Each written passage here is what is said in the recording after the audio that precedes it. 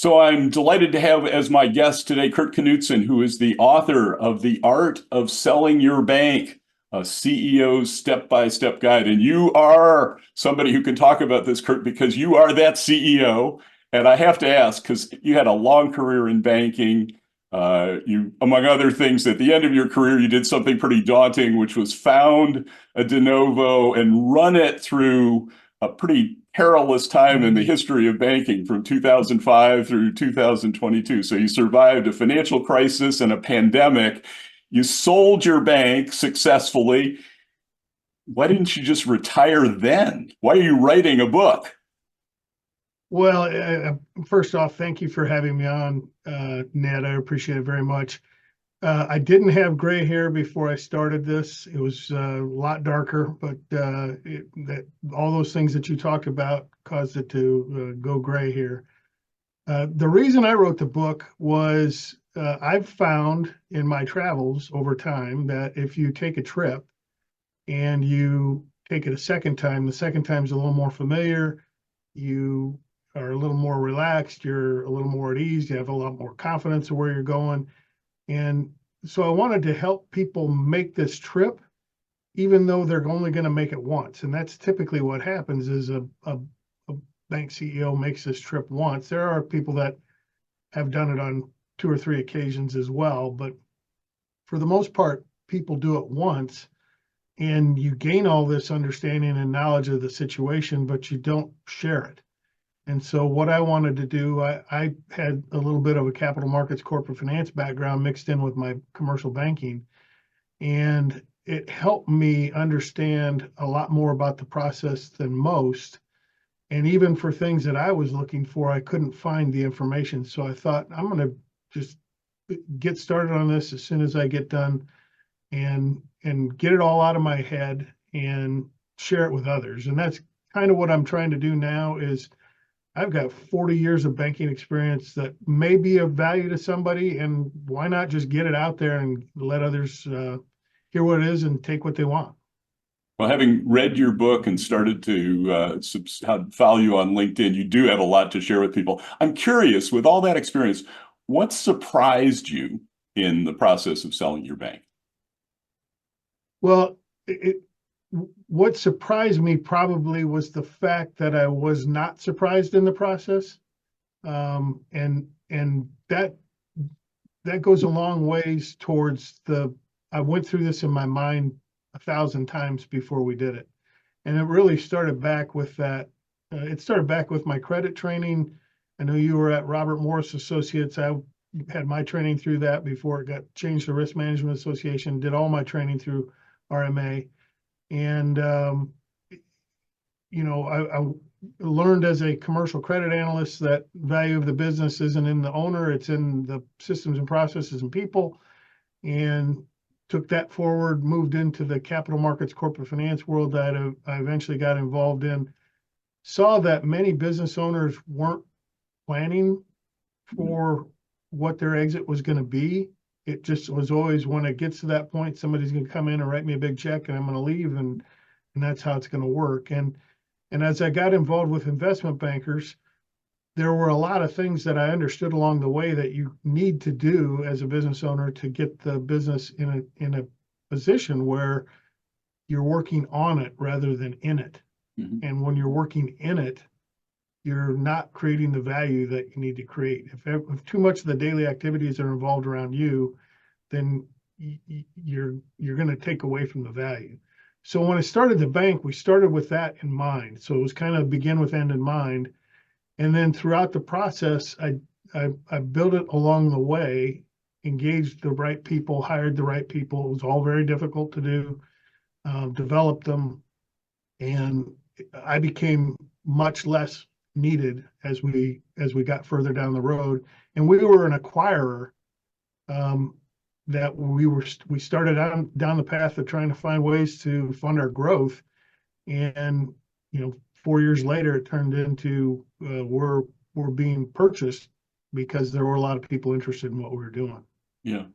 So it's interesting. You make an important comment for a lot of people who may be listening to this, not just bank CEOs, but commercial bankers. would do well to read your book and understand the issues that their business clients may or may not be addressing, and maybe help them avoid some of the mistakes that those business owners may be making in the process of thinking about their future. When it comes to banks, I imagine the issue you raised about not having a really thought out plan, not preparing, is really one of the costliest of mistakes that people can make, maybe a fundamental one. Are there other mistakes that banks typically make or CEOs typically make that they could avoid? Yeah, and I would again categorize it as all businesses, banks included.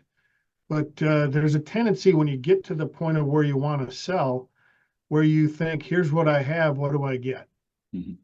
And that's the wrong mindset to go into it on. The people that are buying your company or your bank are looking at it as, what can we do with this and what can we become? If we add this company into our company, where will that take us? And so there's a tendency of business owners, bank CEOs to look in the rearview mirror and think, I'm done. Here's what I have. What will you give me for it? When the buyer's not looking at it like that at all. And so it's important for you to change your mindset to do and become, looking out the front window of the car down the road, even though you don't know who that buyer may be.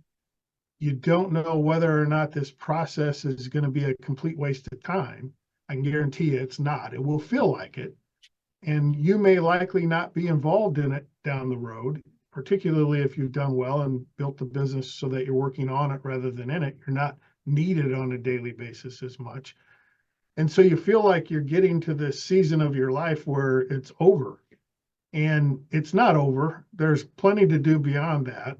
And it's something where it takes a great deal of fortitude to go through and think about all the different people you're talking with and where they may want to take it. So you've got to do like a commercial banker, commercial relationship manager, going out and prospecting on your prospective clients.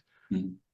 You see Yeah. these banks that are interested, you've got to go out and do your homework on the banks and, read the information about the bank, what they're trying to accomplish, and see how you can fit into that world and help paint that picture, and talk about do and become, not here's what I have, what do I get?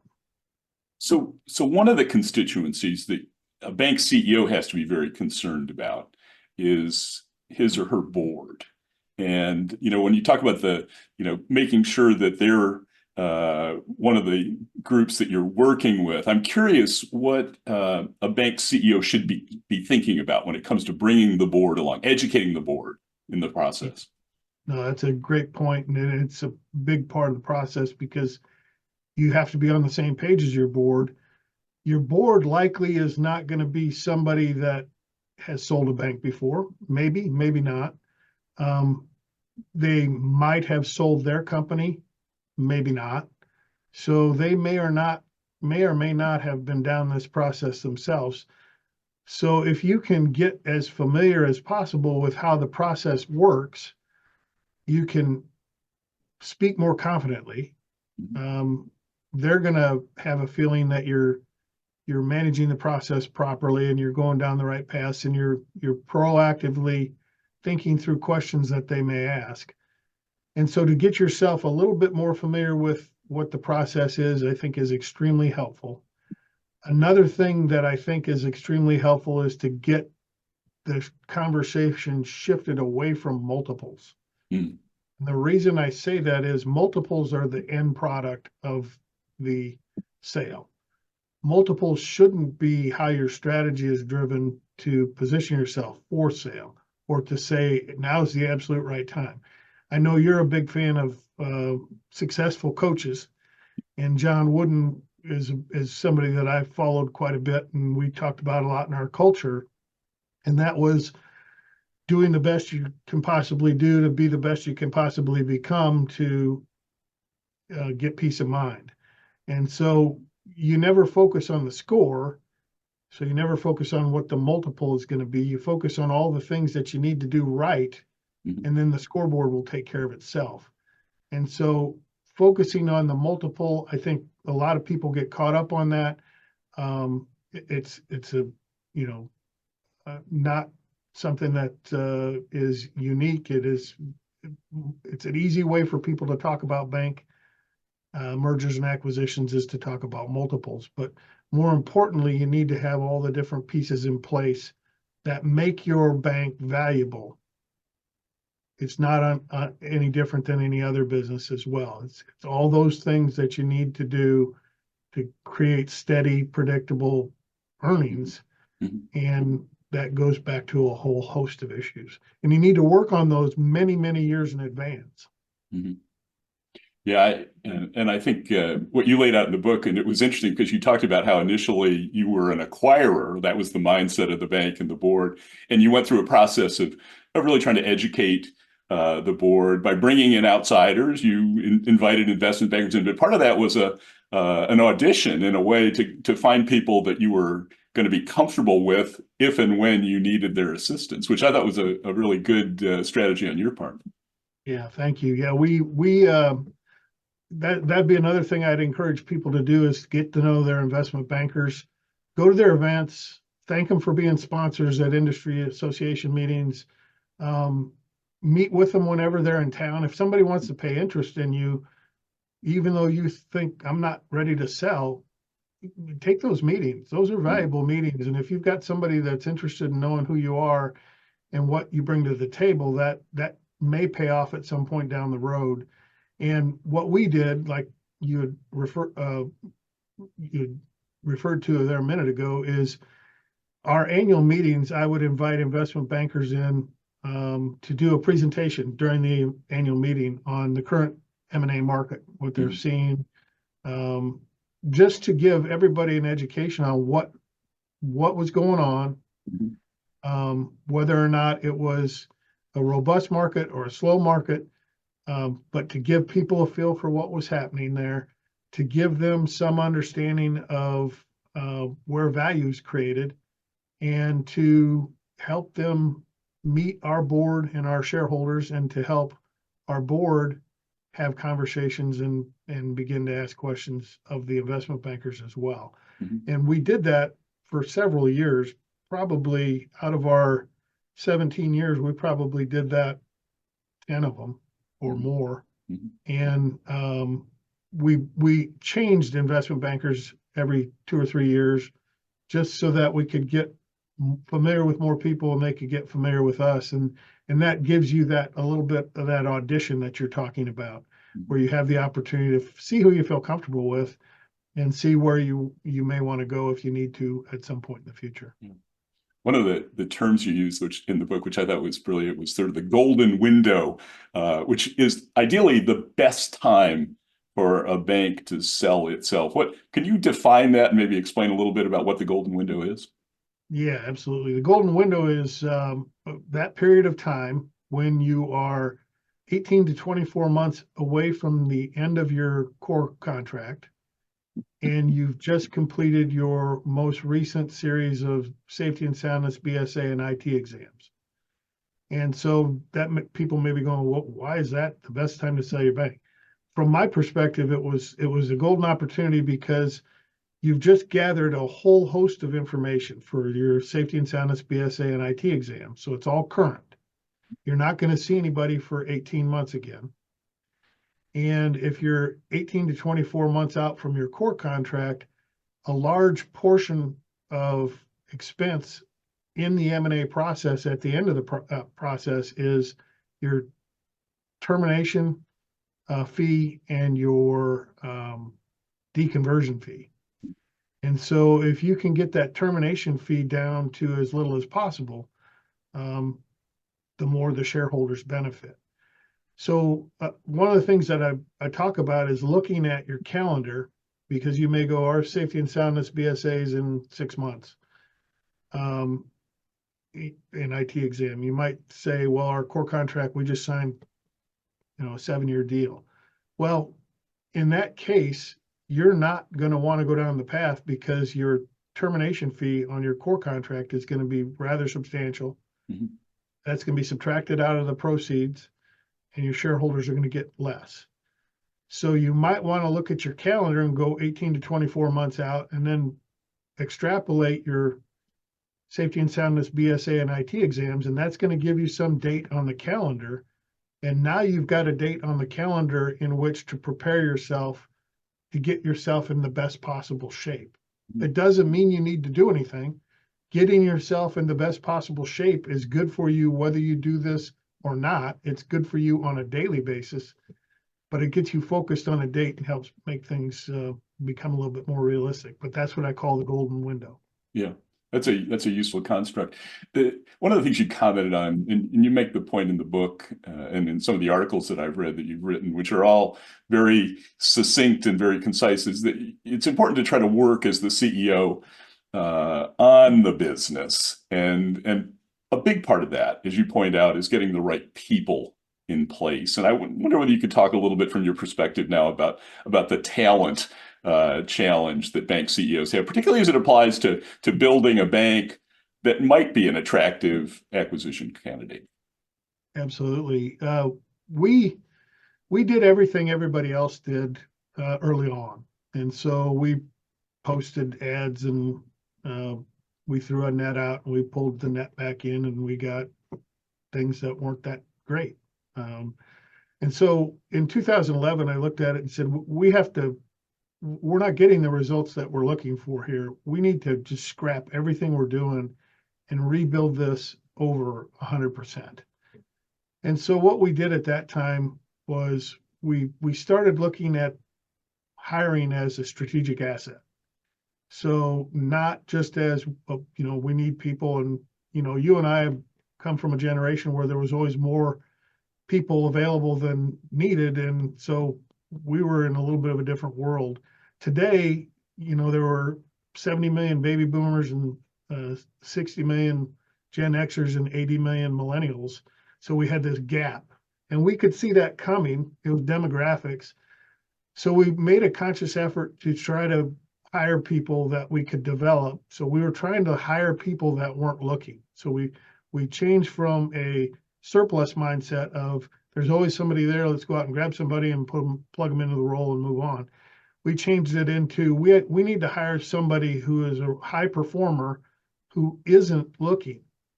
So we need to be much more proactive. Again, when you think about have and get and do and become, those things come back into the picture here as well, because the people that are saying, here's what I have, what do I get?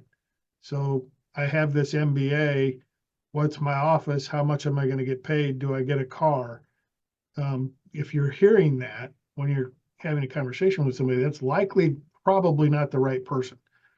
What you want to hear from somebody is what am I going to do specifically? Who am I going to work with? Who am I going to learn from? And where can I go with this?